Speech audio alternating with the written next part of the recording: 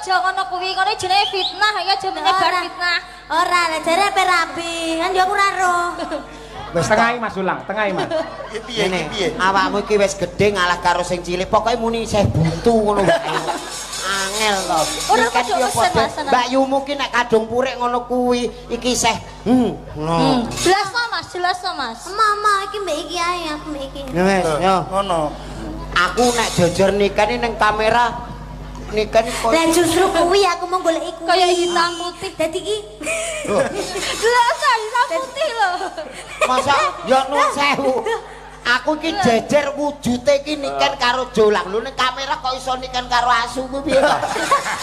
Ya ora, lek pamane aku ki ndek bojo kaya sampean kan dadine anak kan kok kan enek senine. Oh iya. Lah lek ngene kan Mbak Birgita ki putih, ya toh. Pamane putih. bojone iki putih. Lah. Dadine anak sok yo putih.